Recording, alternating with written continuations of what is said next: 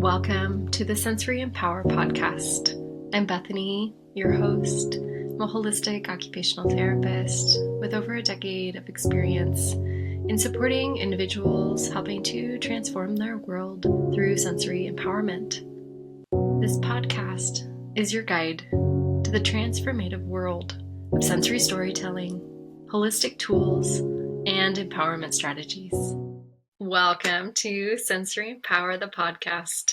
I'm your host, Bethany, and I'm a holistic occupational therapist, and I love talking about the nervous system and how different sensory profiles connect when we're thinking about social situations. The theme of the podcast today, I recently went to, a gathering and got to just observe different personality traits and was like, oh my gosh, there's such a connection with like introversion, extroversion, and then amniverts. Is this new omniverts, this kind of new topic of a combination of introversion, extroversion. And then my curious brain is like totally connecting them to sensory profile traits. So I welcome you to this podcast, and I am just excited to like think about how our nervous system can really shape our social energy. I think that can kind of play into a lot of considerations when we go into different social scenarios and different environments. If we walk into a gathering and instantly feel that like, okay, the noise is louder, the lights have shifted. Maybe they've gotten a little bit darker if it's more of an evening event, or maybe you're going into a conference room and the lights are really bright and on. Maybe all the conversations are hitting and your auditory processing is trying to kind of track and pivot around the room and hone in on what is the most important piece. And you're already feeling all of this of your sensory cup maybe getting overflowed with the visuals and the auditory and the bumping. Maybe someone bumps into you and you haven't even taken off your coat yet. Does it ever happen to you? Or maybe it's the total opposite. You walk into a room and you're like buzzing with energy. You're ready to connect. You're moving all around. You're taking in the environment, filling your big sensory cup.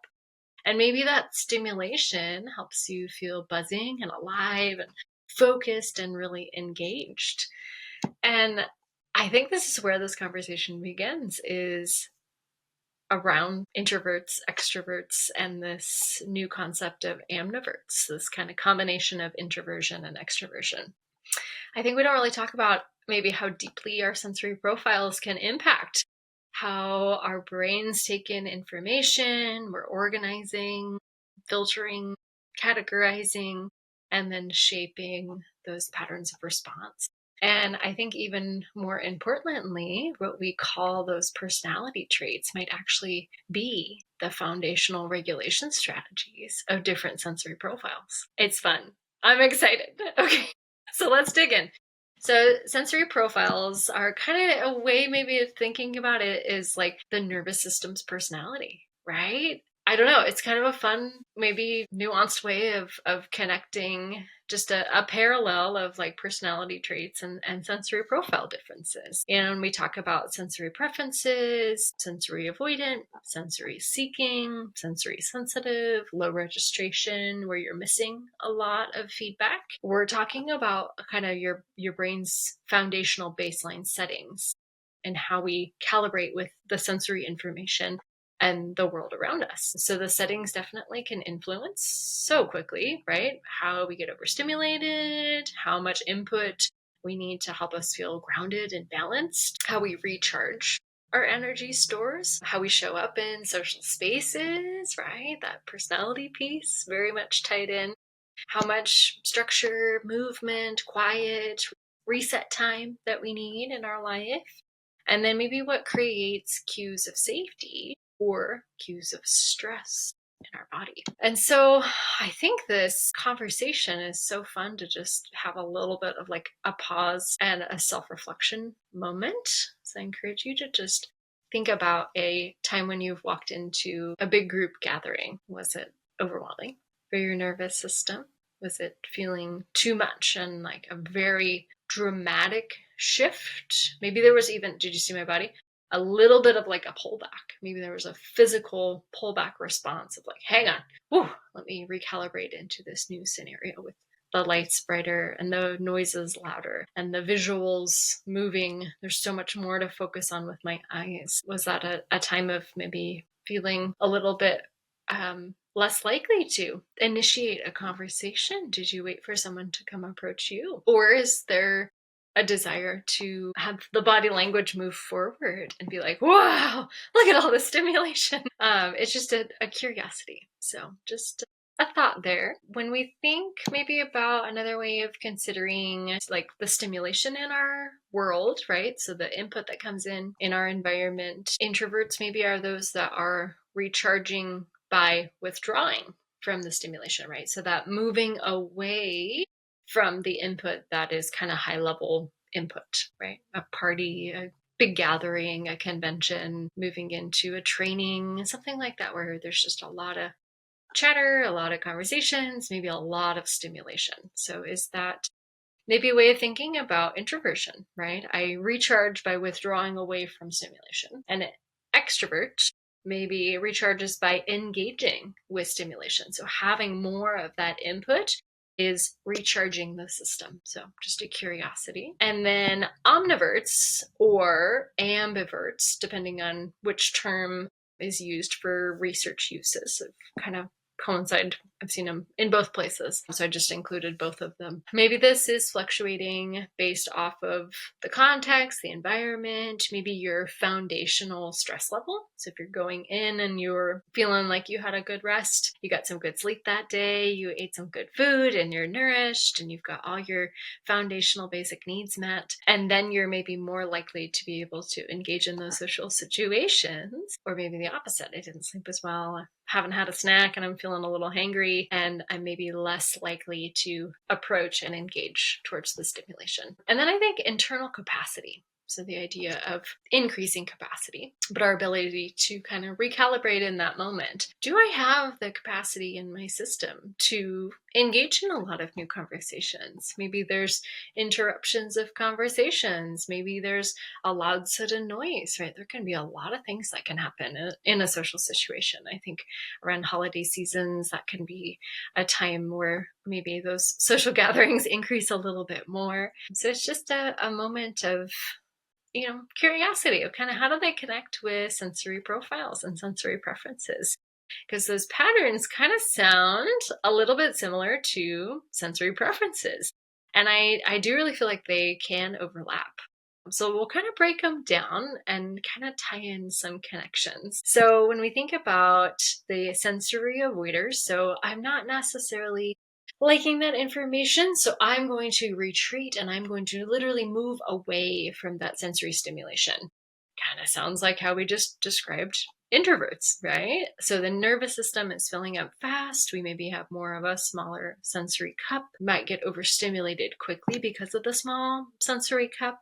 There might be moments to have a preference to kind of have the environment pretty controlled. And then if it's not quite going the way I had planned, that feels really comfortable for my body, maybe I'm taking a pause and I'm disconnecting and avoiding and needing to retreat and recharge my nervous system. I think a lot of times I hear with individuals that are sensory avoiders and frequently sensory sensitive profiles as well, is frequently needing downtime after loud environments. So I think socializing can very much be clumped into that conversation of, wow, this is a really loud environment.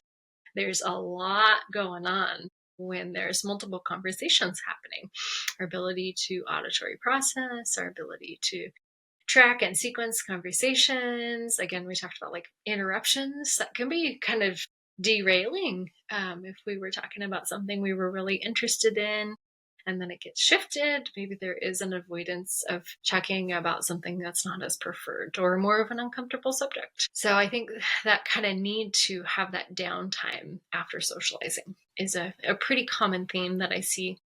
I think just in general, overall, more sensitive to the noise in a big public gathering, a lot of movement and that unpredictability. And that can be in conversation where people can jump in if they're leaving and saying goodbye, or jump in if they're saying hello and they just got there. So there can be a lot of unpredictability when it comes to social scenarios. And I think maybe thinking about like sensory cup, right? The strategies of things. It doesn't mean that those that have a smaller sensory cup don't like socializing, right? That's not what this is, explaining here. I think it's the consideration that the cup is going to fill faster when we think about those social environments that are very robust and have a lot of pieces, right? There's a lot going on at a big social gathering. And there might be sudden announcements at a very high volume with a microphone, right? There's a lot of different things that can quickly overflow a small sensory cup. So I think sometimes when I think about those social situations, sensory avoiders maybe often need to go step outside, take more breaks, get some fresh air, and maybe find a quieter space. Going to the restroom is one that I coach a lot with my clients of like, it's a very accessible nervous system reset space. Typically a little bit more quieter, especially if it's a single stall, like a single bathroom. You can stick your hands in the warm water or really cold water, depending on your preference. I prefer neutral warmth in those moments if I'm getting a little bit overwhelmed. And I think the ability to have a quick leave and not needing to say goodbye to everybody, just to feel empowered of like, hey, I've hit my threshold and I've taken a couple breaks and now I'm going to head on out. I think another theme, and I very much enjoy those one-on-one conversations as well, but really preferring those intentional one-on-one deeper conversations over the loud, noisy room. So maybe inviting someone over to the side so you can hear them better. And just explaining, hey, I'm having a hard time hearing you. I've done that so many times. I'm having a hard time hearing you. Do you think we can go chat over here? I'm going to go grab this, this snack, or this, I need to go grab a napkin or whatever. You want to walk with me? And let's walk and talk. Adding in movement. That's another thing that I notice myself. I do a lot. I don't think I sat down until the very end when things were quieter. I needed to do movement, and I noticed I was definitely like grounding my body. So this might be like classic introvert traits, but they're actually like sensory regulation strategies, right? We're reducing down the input, reducing down the sound. We're pausing and taking a reset break to build in the capacity to return to maybe a more of an overstimulating environment. Curiosity. All right, sensory seekers and the trend with extroverts. We have bigger cups, right?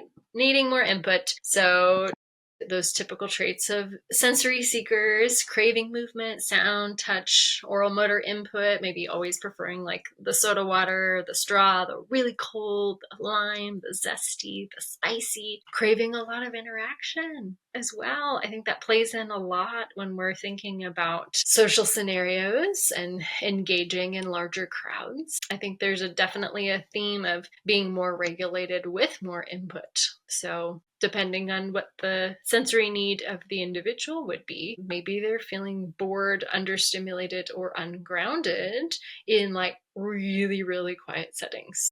That could be a consideration or a lived experience for someone who just needs so much. That could be a topic. Maybe we're thinking about extroverts, and those that have really big sensory cups are really thriving in very fast-paced or really dynamic environments. I think of like the stock exchange as like probably they all wouldn't all stock exchange people probably need to be sensory seekers. There's so much movement. There's people bumping into you all the time. There's super, super loud noise happening all of the time. There's so much visual stimulation. I just think of like, that might be a really hard experience for someone to consistently do as a sensory sensitive profile.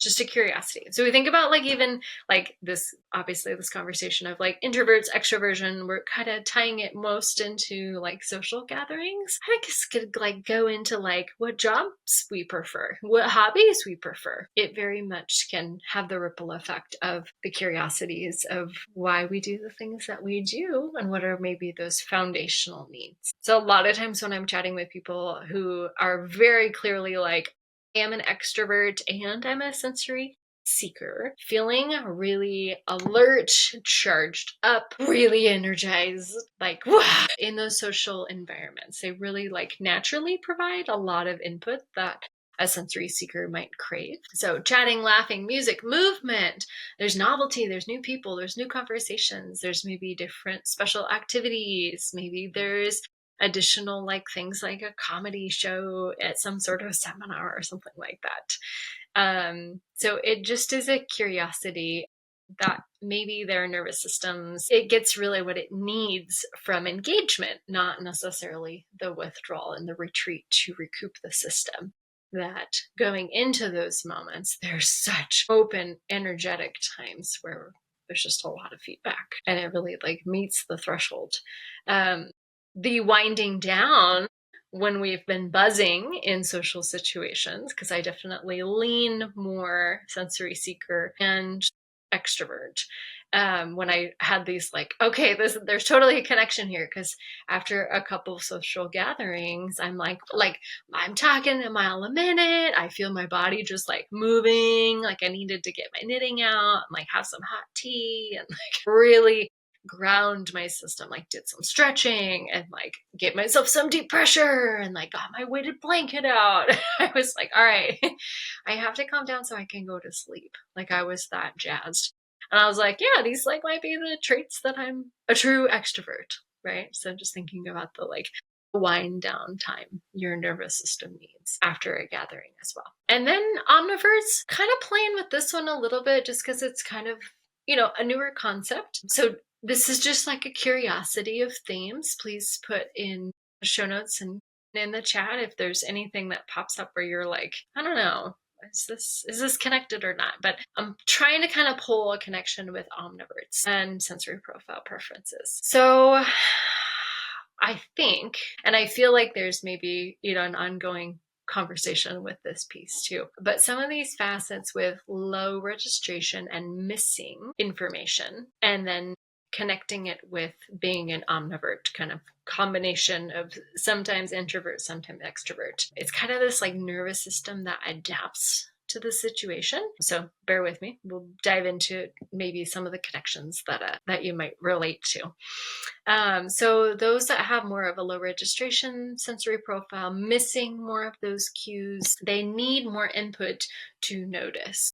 A lot of those missing a lot of like social cues too could be a facet connected with like missing our name getting called, needing to hear our name called like 4 or 5 times and then having that response. That would be maybe a trait of an individual who has lower registration of missing sensory input throughout the day. Maybe feeling neutral or steady in busy environments. So there's just this like neutrality. I'm kind of balanced, not necessarily leaning way in like extroverts, and I'm not necessarily withdrawing away because it's too much. If I'm an introvert and I need to retreat and kind of recoup my system. So maybe there's this balance of like, I'm not getting overstimulated quickly, but I'm also not getting extremely energized by the constant activity. I'm just kind of easygoing, laid back, neutral. So a little bit of curiosity. Maybe this profile of the omnivert kind of thinks about a connection with low registration. So if I'm neutral, then am I not always needing to seek stimulation? Maybe I'm just kind of hanging out, not charging forward or retreating away. I'm just kind of neutral in the center. So a curiosity. Maybe the shifting, it depends on the context and the energy. So I'm either moving into a different alertness level, shift of state, depending on the energy that I'm feeling in my body. So maybe I'm leaning more sensory sensitive that day, and I'm really attuned to the cues in my world, or maybe I have a little bit more of these missed cues of lower registration profile. Maybe doesn't totally relate of like, I'm a super strong, yes, I'm an introvert, or I'm a strong extrovert profile. So this could be kind of that in between, maybe a combination of both. And then maybe there's some flexibility too, like we're swaying one way or swaying the other. So I think this term of omnivert kind of connects maybe some of those missing pieces, that kind of neutrality. I think it also kind of relates to those that maybe have social energy that fluctuates. So it's not necessarily because of mood, it's maybe because of nervous system capacity that day. So we kind of talked about those like foundational pieces. Have I had enough sleep? Have I had enough food? Do I have my like foundational needs being met to then be able to like step into like, yeah, I'm here for extroversion and I'm feeling more energized, or I'm moving away. So this might be kind of that middle piece if you haven't quite connected with, yes, I am absolutely an introvert or extrovert profile. And then maybe this consideration of sensory sensitivity and maybe how it plays in. So when we have a sensory sensitive profile, we have a really small cup usually. We can get very, very attuned to the shifts and changes in the environment. We notice subtle shifts. We pick up on micro expressions, tone change, different textures, changes in the different sounds. Can be very emotionally attuned and can be also very emotionally fatigued. If we're picking up on all of the things and we're detecting more and we're feeling more, really sensitive to the things happening in our environment, that might be a little bit more fatiguing to be able to process. So a consideration that, yeah, I would say probably sensory sensitive is probably leaning more towards introversion, and it's the brain processing a lot of data in every interaction. They're picking up on so much. They may need a lot of recovery time. Even when the event or the gathering is like super, super enjoyable, meaningful, even when it's low key, maybe it's outside on the beach. And sometimes maybe it can get misinterpreted as personality when it's really the sensory load capacity. So it's just an intrigue that I have of bringing this conversation. When we think about kind of these underlying sensory layers and how it connects with personality, there might be some pieces of just, here's the permission. Don't force yourself into labels that don't feel right. I think language really can explain maybe why certain situations and certain environments can be really overwhelming. I hope this maybe provided a little bit of clarity about what really helps you recharge, and then building in some compassion towards yourself. And if you have others in your family or in your friend group or in your partnerships that have different personality traits, extroversion, introversion, omniversion, or different sensory profiles and how those connect in the way we just made the just curiosity possibilities. It brings in empathy, right? I think with all of this that I tried to talk about with Sensory Empower the podcast is self-awareness allows us to then build in our ability to regulate. And when we are able to regulate more, we can then have more empathy. We can understand people at a greater state, a greater capacity increases for our ability to just see where others are coming from their sensory needs, from their personality traits. And I was just kind of, observing the different dynamics and the different groups that were kind of gathering together. And there was one group that was really loud. And I was like, I would be curious if more of those individuals were more extroverted, that they're seeking the loud input. And I noticed myself as I was getting really energized, I was getting pretty loud as well. But it was, my voice and the voice around me. And I didn't have a moment of like, whoa, that was a little bit too much for my ear cup. But I've totally had those moments where I've needed to retreat away and I deeply reflect. My brain changes and how that sleep, food, and foundation of my nervous system before going out very much play an impact, very much. So these are just a couple ideas when we're thinking about strategies, maybe things to just kind of bring in when you're preparing for social gatherings. Maybe if those are in the evening or later in the afternoon and you kind of have a little bit of that plan to allow for using some of these sensory tools or nervous system strategies. If you kind of tend more towards sensory avoiding, maybe consider building in those like intentional breaks in your day. Building in, if there's an ability to, having a smaller group that you socialize with, or finding a spot that's like a little bit dimmer, maybe a little bit quieter if possible, and just noticing like, yeah, your nervous system fills up a little bit faster than others. If you tend more towards sensory seeker, big cup, give yourself some movement. So maybe standing and kind of pushing your hands on the table, maybe squeezing into your toes. Maybe there's some music and you're adding in some movement with dance, maybe grounding and kind of pushing into your body, or wall leaning, getting some extra deep pressure input, kind of some extra connection even before you head out. And just know like your nervous system really runs on input. So more input is going to help kind of fill up that cup and meet that neurological threshold. If you have lower registrations, you're missing more input, Maybe you're prepping your day by having some alarms as reminders. You've got maybe some visual cues that pop up on your phone. Having like sudden bursts of movement or really structured body checks can be really helpful for individuals that kind of miss the feedback throughout the day, like building it in really intentionally. So just needing to have a little bit more input to activate. So building those into your routines. And then if you are sensory sensitive, some curiosities is like, and I like this metaphor of like thinking of like treating your nervous system like it's a super high definition camera. So it captures everything, which means it also may fatigue a little bit faster. So if you're noticing that fatigue, or you're noticing that sensory cup that's really small getting overwhelmed, you're very, very much in perspective. You've taken it all in, you've received tons of input, and you're currently in the filtering state. So kind of building in some of those pauses, those abilities to kind of take nervous system breaks, stepping outside, going to the bathroom, washing your hands in warm water, and just noticing, feeling, maybe getting something that is a different temperature. So if you had been having a cold liquid, maybe ask and see if there's a cup of tea or coffee, something warm, just to have a little bit of a contrast of additional pieces. So it's just a fun curiosity. I think when we think about these experiences from sensory profile curiosities, it always gets me thinking about like, gosh,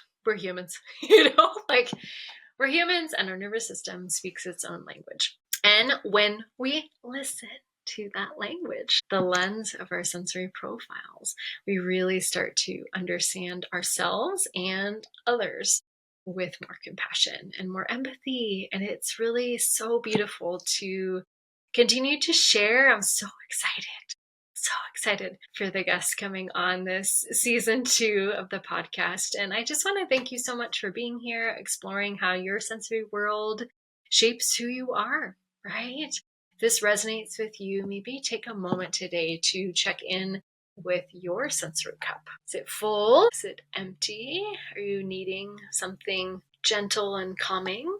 Or maybe something a little bit more energizing? And this is Sensory Power, right? The podcast where nervous system and sensory systems get a voice and we get to speak and share. I would love to jump on a call and see other supports that I could provide. I love to support community, and I just love to also highlight that these sensory needs are really, really beautiful wisdom that our body is sharing. And until next time, take good care, and I'm wishing you all well.